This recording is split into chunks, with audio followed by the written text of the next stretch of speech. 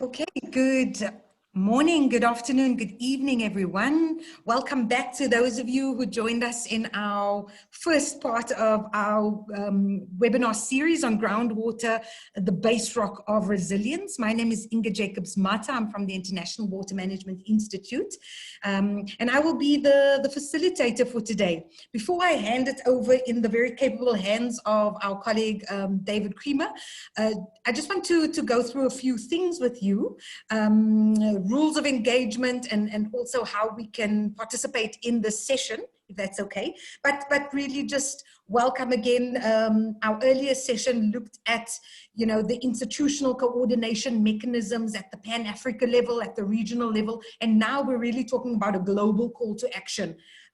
This is convened by GRIPP, the Groundwater Solutions Initiative for Policy and Practice, led by IWMI, but also welcome to all the group partners and all the other partners on the call. There are so many. We've currently got 150 participants, but there's been well over 500 registrants. So if SIWI had to give out an award for the biggest or the most attendance, I'm sure this one would give the other webinars a run for their money. So welcome to this World Water Week at Home session. To take us through a few things, just to let you know, this is the second session of a series of 3 focusing on groundwater, and tomorrow we hope you will join us for Groundwater to the Rescue, looking at climate adaptation, which is at 11 a.m. in the morning. Then just to also say that this session is being recorded, and we will show you the link for the session. It is also encouraged that you participate in the chat as well as in the Q&A session. So please type all your questions either in the Q&A or in the chat. Please keep your microphones muted as far as possible, but if you do have to speak, you can please just raise your hand, which is in the Zoom margin below your screen.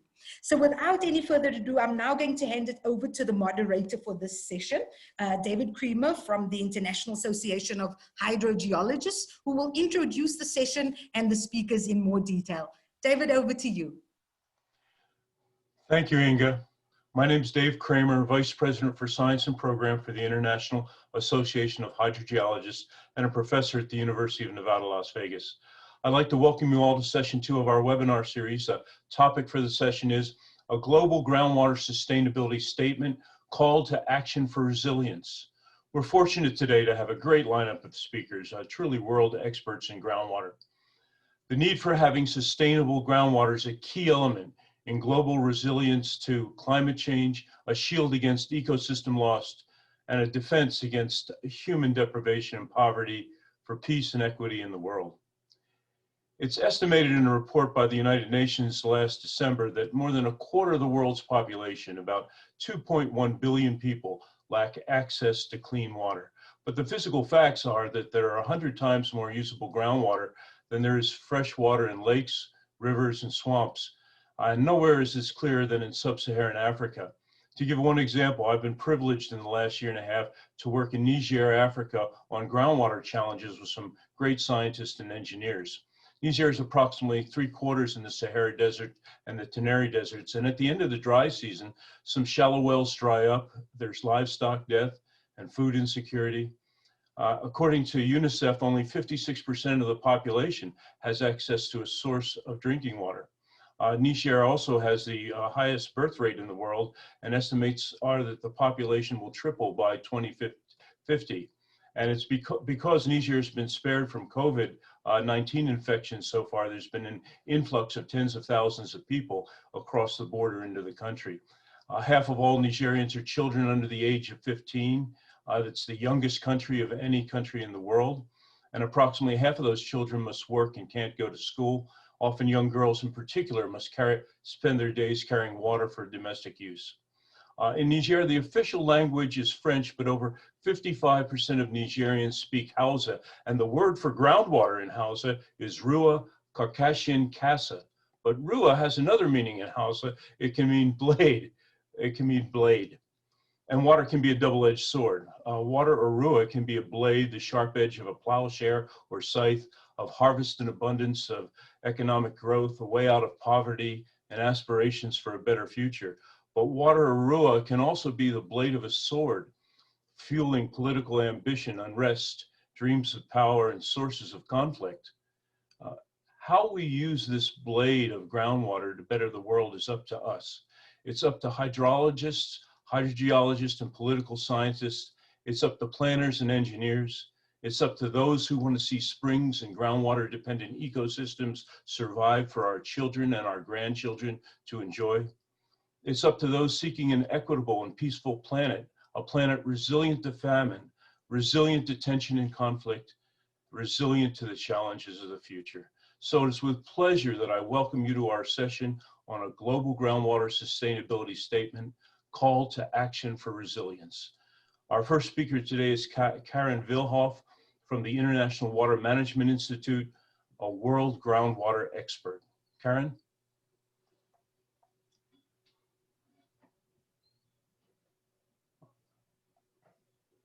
Karen? Yes, can you hear me? Yes. Good. And second question, can you see the PowerPoint? Yes. Good, then we're set. Okay, thank you, David, and thank you to everyone for joining this very interesting session on groundwater, which is the second in a series of 3. So this one will get us to more of a global perspective of how to address groundwater sustainably. And particularly, we're looking at a call to action that I have been involved with, together with many of the speakers on this session today, with a joint vision of bringing groundwater more to the fore at the high political level, and also bringing more partners together to address those issues that are required from both science, from practitioners, and from basically all that have a stake in groundwater. And basically we all have a stake at the end of the day, but we are sort of collecting everybody to get around the table. And let me just give a brief overview of what this call to action is. So first of all, I wanted just to point to the fact that today the world is on its edge. I would like to call it like that. It's not totally tumbled over, but partly on its edge because of a lot of stresses out there. And one of them, of course, is water. And oftentimes we forget what's underneath our land surface. And here you can see that there's tons of water underneath that we sometimes forget. But it's getting more and more attention as other sources are drying up. Of course, with that, we also see some accompanying problems. And this is a key point of our statement. So you can see here what's happening in many parts of the world. Groundwater is extensively used for irrigation, and there's a lot of overdraft in many places. Groundwater quality also becomes an increasing problem. So if you go to this website, you can see what we call this global groundwater sustainability statement. And we have asked people to sign up if they concur with our statement. And so far we have 1,350 signatories to our statement from 102 countries, and we're still counting as we go. So basically saying that there's a lot of people around the world interested in following this initiative and also being part of it. I will just briefly, there's also a video on the site that you can see coming from a lot of the people involved in the statement. There'll also be further explanations around the statement in the subsequent speakers' presentations. Along with the statement, we also had a paper in the Nature, because this reaches to a wide audience of researchers and even beyond. And that actually kick-started a lot of media attention, press releases and op-eds and feedbacks from various institutions and media. So this was like a very, very concentrated initiative that we kickstarted over a short time. You can see also here we have media coverage from South Africa, from Vietnam, from Ghana, and from Ethiopia. So basically a global attention to our initiative, which was very, very satisfactory.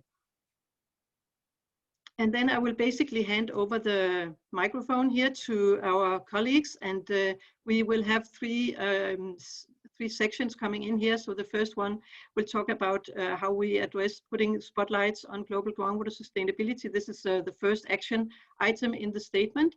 The second one is about managing and governing groundwater sustainably at various scales and using sustainability principles. And then finally, how do we invest in groundwater to get it sustainable? And there'll be a presentation from David Heinemann around that from a particular case in the USA, I believe. So I think I will stop by that and basically handing over to our next speakers. Here you can see a lot of the various organizations that are part of this initiative. Thank you very much. Thank you, Karen. Our next speaker is Nino Kukurik, leader of the International Groundwater Resources Assessment Center. He will speak about groundwater sustainability and the upcoming Global Groundwater Summit. Nino? Thanks, David. I sent a video, so I think that Ingrid is going to upload that. Yeah, I can play the video now. Give me a second. Okay, please do. Thanks.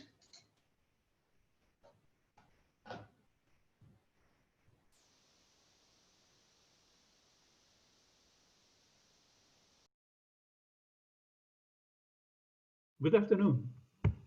Today, I'm going to introduce 2022, a year of groundwater, and in particular, the Groundwater Summit.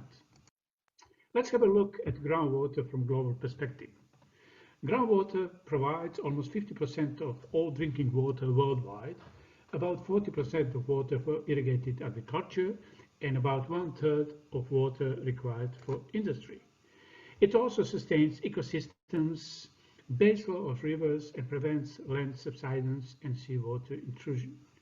Groundwater is an important part of climate change adaptation process, and it's often a solution for people without access to safe water, and that's still 1 of 6 worldwide.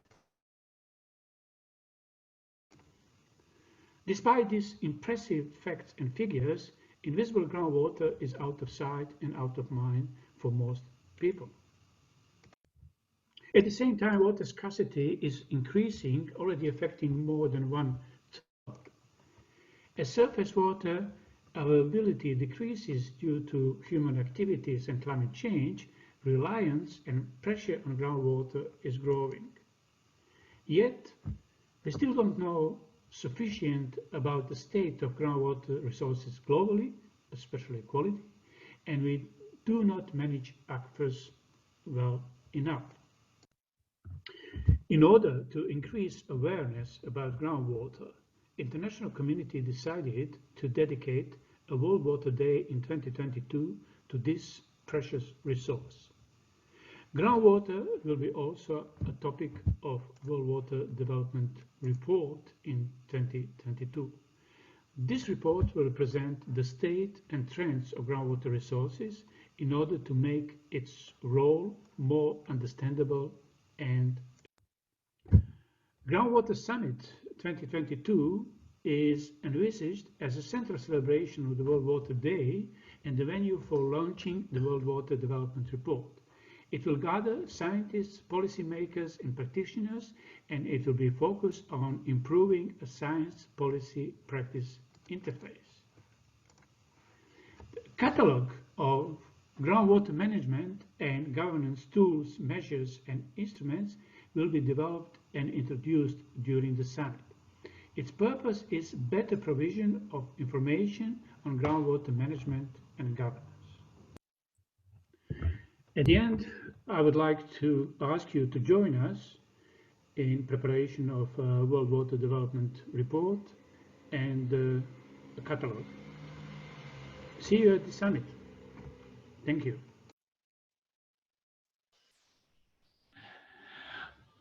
Well, I recorded this, David, because of very limited time, but then I realized now that video through Zoom is not as clear as PowerPoint, but I hope that that people could follow the presentation.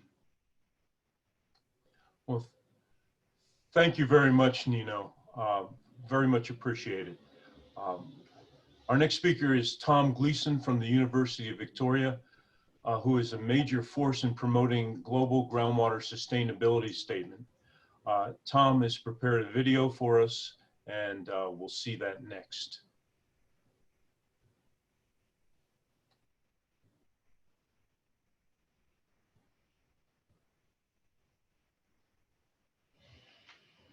Hi, I'm Tom Gleason from University of Victoria, actually on the beach on the West Coast, so I'm thinking of you from the beach. And what I want to promise you today is for you to walk away with 2 facts about groundwater sustainability and 3 guiding principles for global groundwater sustainability. All of these facts and these principles have been derived and are part of large collaborations that I'm involved with. So I just want to acknowledge with gratitude my many students and collaborators. The first fact is that groundwater is missing or underrepresented in global sustainability frameworks. On the left-hand side are the common image all of us probably know of the UN Sustainable Development Goals. Water is a key part of SDG 6, clean water and sanitation. And it's involved in many of the other SDGs as well. But groundwater itself is very underrepresented. This has been studied and documented by the UN University, for example, and other people. Also, groundwater is largely ignored by the planetary boundary framework, the image on the right-hand side, which is a biophysical system sustainability framework. And water is incorporated, but only stream flow, and groundwater is really not represented. The second fact about groundwater is that all previous definitions of groundwater ambiguously balance using the Brundtland type definition, environment, economy, and society in a weak sustainability framework. Weak sustainability is when we can transfer economic capital and physical capital interchangeably. So what that means for groundwater is that we can deplete groundwater and contaminate groundwater for economic gain. This has been embedded in definitions I've proposed and a number of other people. I'm showing a few images here, so I'm guilty of this as well. But what I and others have developed are a new understanding and new principles that guide groundwater sustainability. The first of these principles is that strong sustainability is important and even possible. What strong sustainability means for groundwater is maintaining dynamically stable groundwater levels, flows, and quality. So instead of groundwater depletion and groundwater contamination, we maintain these levels throughout time. The second principle is that equitable, effective, and long-term governance and management is critical.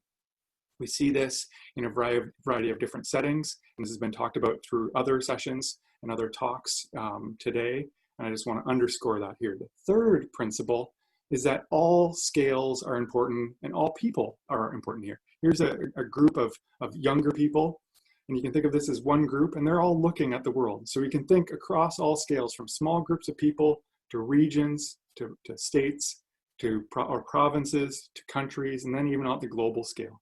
Groundwater sustainability has connections and interactions at all these scales. We've knit these 3 principles into what was already described as the Global Groundwater Sustainability Statement.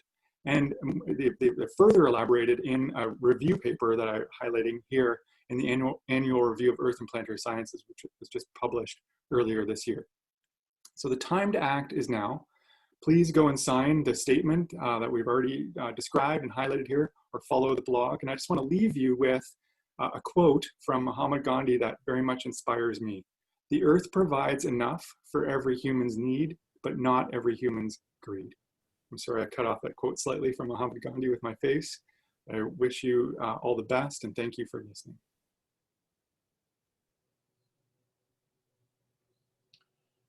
Thank you, Tom. Our next speaker will David Heidemann from Michigan State University. He'll speak next on sustainability plans for stressed aquifers. David is an articulate spokesperson for maintaining good quality groundwater into the future. David? Thank you very much for the introduction, David. Hopefully you can see my screen. So today I'll introduce issues related to irrigated agriculture and developing groundwater sustainability plans for stressed aquifers by 2030. Irrigated agriculture is critical for maintaining and growing the food for the population as we look to the future. It roughly doubles the amount of crop yields where irrigation is used relative to dryland agriculture. And of course, with a growing population and added stresses from climate change and land use change, we need to have the ability to irrigate into the future. Across the globe, farmers in these areas that are using irrigation are causing significant declines in groundwater levels, effectively pumping groundwater at a rate more rapidly than it is it's recharging the groundwater. So going forward, we clearly need to do better in terms of groundwater sustainability. We need to merge better policy and better science as we look forward. I do want to thank my team of students and collaborators for all the science that I'm presenting here.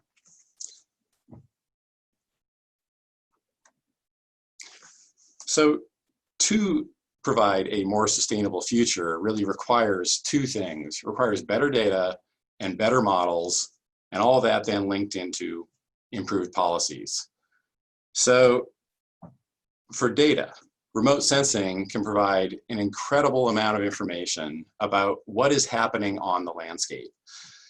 In this graphic here, I'm showing what one of my graduate students, Jill Dinas, presented at an earlier conference on imaging annual irrigation across the entire High Plains aquifer. This aquifer is huge. It spans basically the central United States, almost from north to south. And what she's done is she's basically pulled together Landsat imagery from 1984 to 2017, pulled that into Google Earth Engine with other data like climate and soils and other local information. And through that process, we have 30-meter estimates of whether a particular plot of land is irrigated or not in each individual year. This is one key thing we need to understand the effect of irrigation on water sustainability. We can then take this kind of information and move it into a whole new level of integrated hydrologic models that effectively simulate the entire hydrologic cycle. We can look back in the past and say, how have these changes in irrigation mapped out into changes into water sustainability, both in terms of water quantity and water quality? Well, luckily, there are some really positive things happening, and I'm going to go through a couple examples in the United States. The first is California recently passed a Sustainable Groundwater Management Act. This was passed during a severe drought, and this is a classic example of don't let any crisis go to waste. So the government got together and said, people as farmers have to form regional cooperatives, and each of those has to form a sustainability plan. Those plans lay out a long-term path towards sustainability that gets approved by the state and then gets revisited to see, are they actually on that path?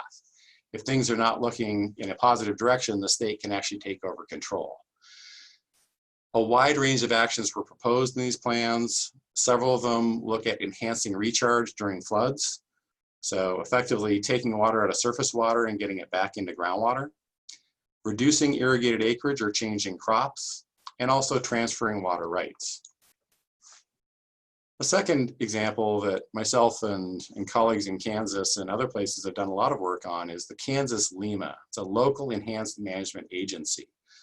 This is a ground-up solution in which a series of farmers with a strong local leader proposed that they together, if they voted to do this, everybody within this region would have to reduce irrigation by at least 20% over a 5-year period. This pilot LEMA was very successful. They actually reduced pumping by over 30%, and this reduction temporarily halted the decline of groundwater levels in this region. And of course, farmers are running a business, they need to make a profit, and luckily there was no measurable decline in crop yields. It shows they were over-irrigating. As a result of that success, it has now expanded to a much larger region. A third approach is improved irrigation efficiency. So basically changing from old kind of irrigation technologies from flood and the big sprayers to LIPA, which is basically drop pipes coming off of those center pivots. This does reduce wind drift evaporation, but unfortunately we've shown that this also may result in an expansion of irrigated area and could even increase the rate of decline of groundwater. So I want to leave you with an image of dynamic changes in irrigated agriculture across a part of Kansas. The colors basically go from the year that this plot was first irrigated, from purples early to brighter colors later. And what you see is it's very dynamic from year to year. And from the late 90s to early 2000, there was a massive expansion in this region. Part of this comes from new irrigation technologies. Thank you all for coming today. I look forward to the discussion at the end. Thank you very much, David. Our next two speakers will present a dialogue on how we assess water sustainability globally. And they're truly world experts on the topic. They are Jay Famligeti from the University of Saskatchewan and Yoshihide from WADA from the International Institute for Applied Systems Analysis. Jay and Yoshi? Yeah. Thank you, Dave. Good morning or good day, Yoshi. How are you doing? Yeah, very well. Thank you, Jay. So nice to see you. So you are the international expert, Jay, for the groundwater. So may I start first question to you? Yes, please. So I think one of the imminent challenge is that, aquifers at the regional scale, right? But we want to achieve sort of global groundwater sustainability framework. And how do you see that this challenging question? How do you approach this question from your perspective, Jay?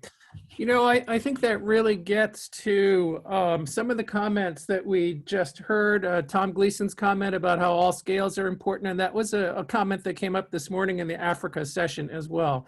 So I think that there's a couple of ways to look at global groundwater sustainability. One is that it's really a collection, right, of sustainability in local to regional aquifer systems.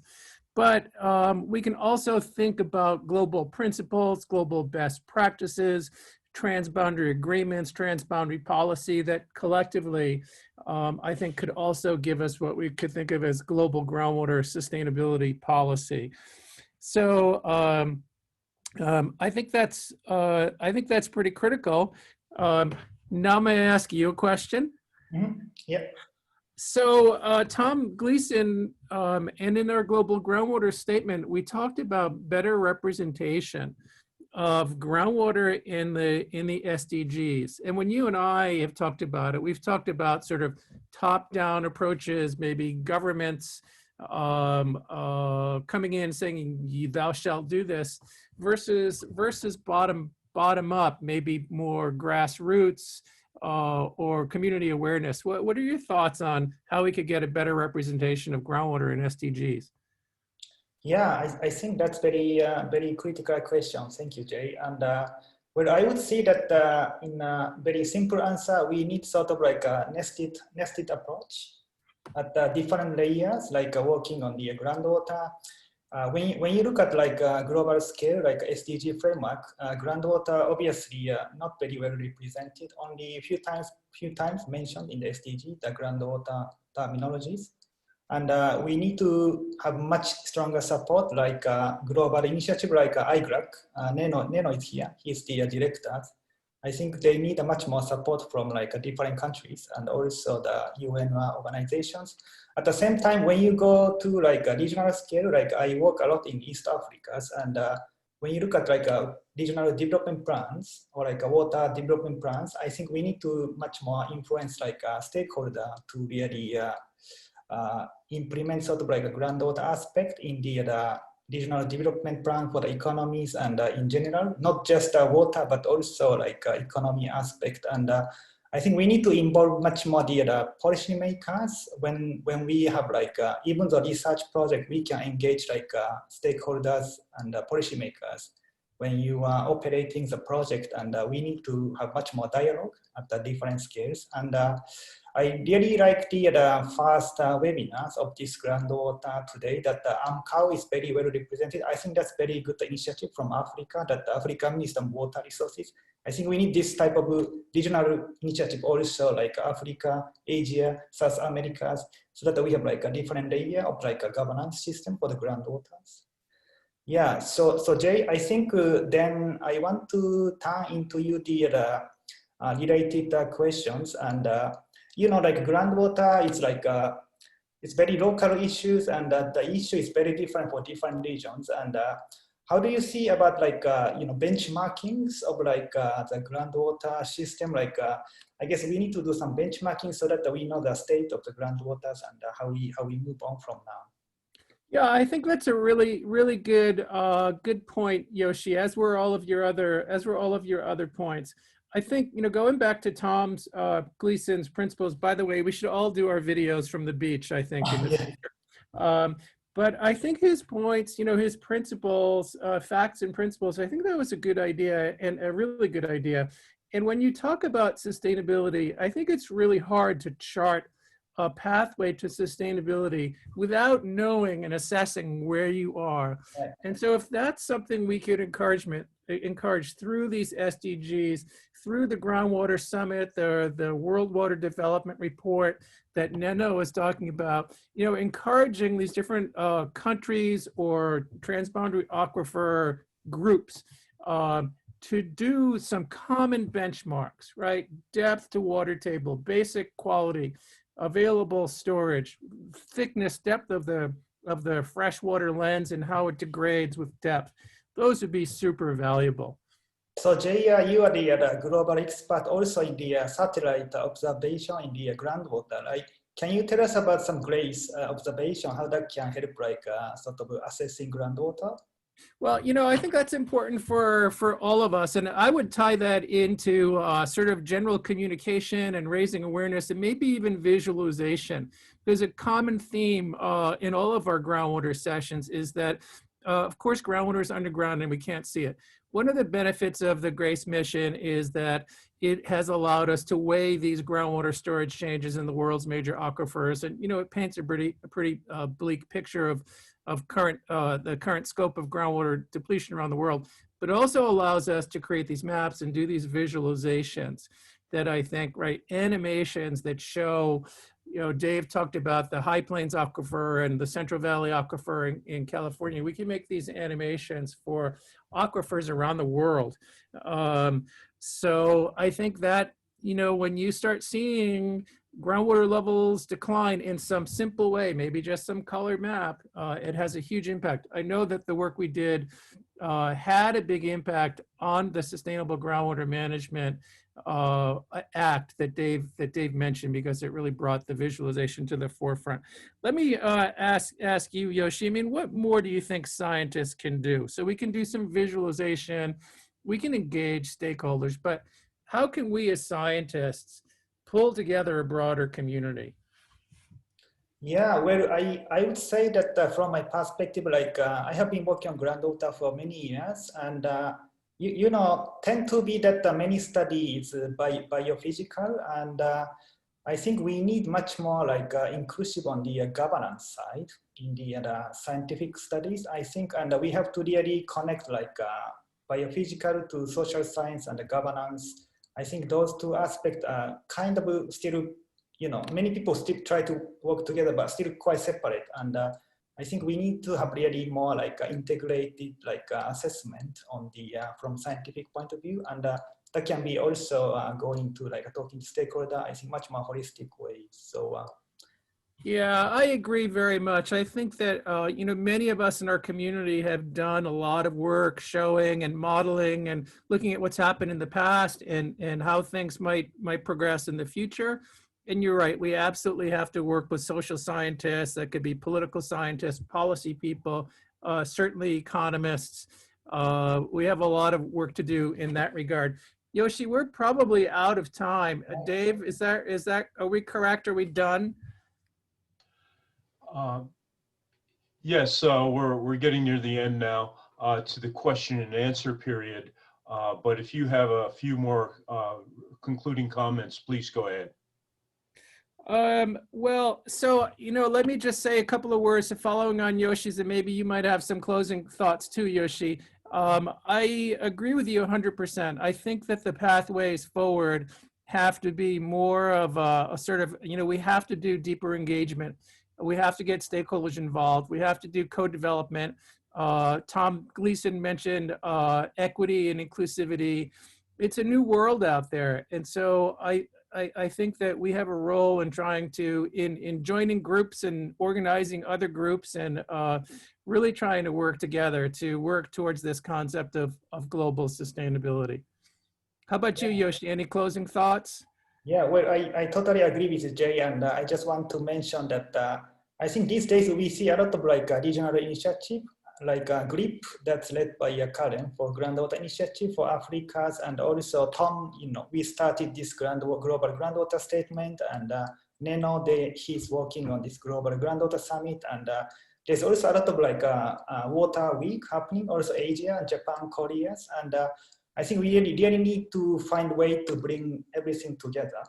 And I think we need a much more sort of stronger international coordinations, and hopefully that this webinar, that we have a lot of excellent attendees, and we can support this raising awareness and bringing a lot of activity together to the higher level. Thank you. Thank you, Yoshi. Back to you, Dave. You are muted, Dave. Dave, you are muted. Thank you very much appreciated. We're now in a question and answer period for the panelists.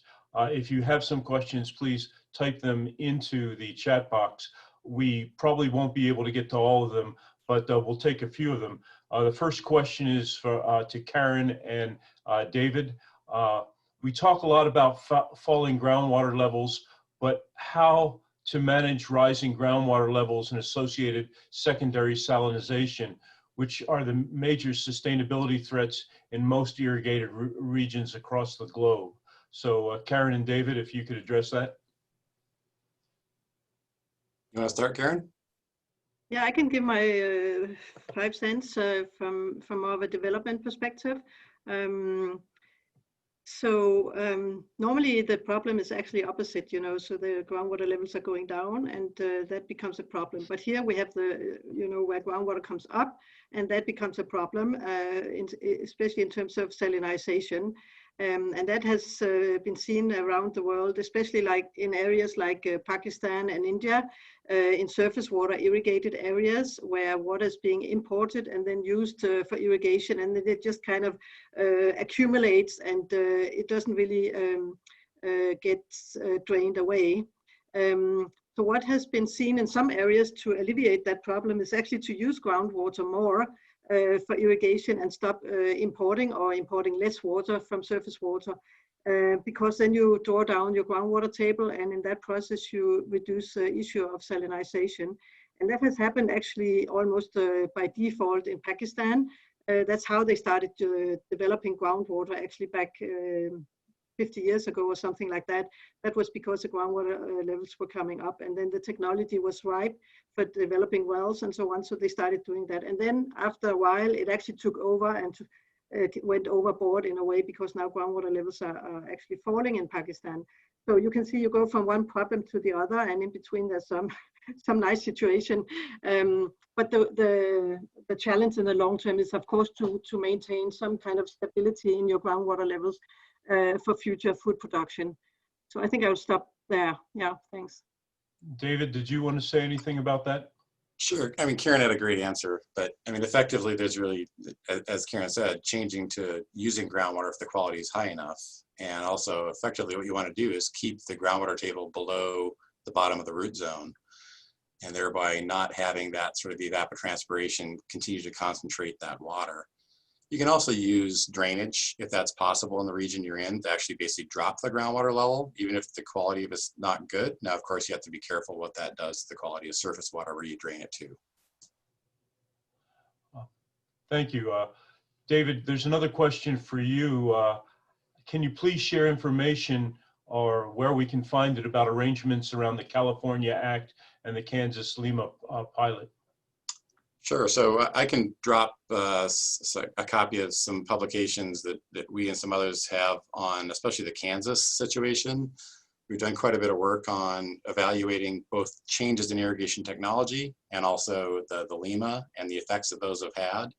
So I can drop some of those into the chat window.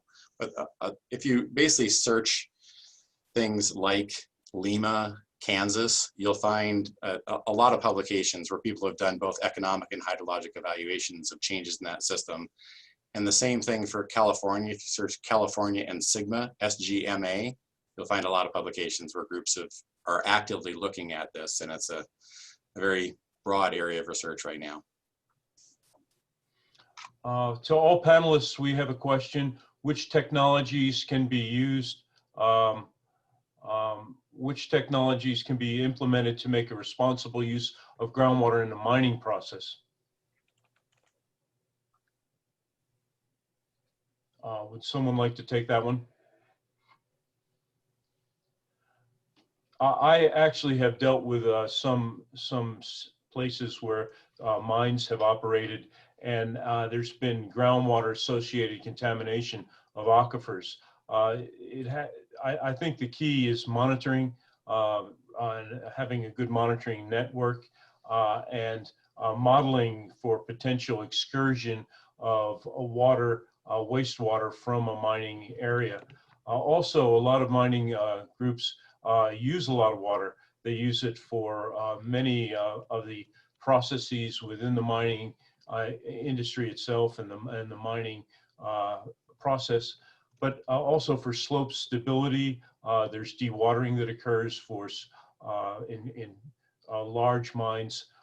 So water has a lot of uses, both withdrawal and potential contamination. And so the key is monitoring and modeling. There's a lot of questions coming forth now. One question for the group: each local area has its own groundwater characteristics, but have you found there is a toolkit for local governance methods that have proven effective and can help in many areas? This is for all the panelists. Would someone like to jump in on that one? I'm not aware of any toolkit. I mean, the person asking the question is absolutely correct. Things are very different in each setting. But sorry, David, maybe I can just jump in here with a few words, because for Groundwater Summit in 2 years, we are also preparing what we call a catalog of groundwater management and governance tools, measures, and instruments in order to increase availability and awareness of various tools and packages of tools, actually, to policymakers and groundwater managers, and focused on socio-economical and based on socio-economical and environmental issues. So that's a starting point, and then you choose a set of measures or tools. So I think that would be a good instrument for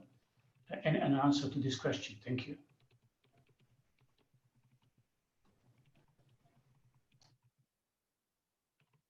I believe our time is just about up now, so I think it's time to close a global groundwater sustainability statement, call to action for resilience. If you haven't read or joined into the sustainability statement, I think it's important to at least be aware of it.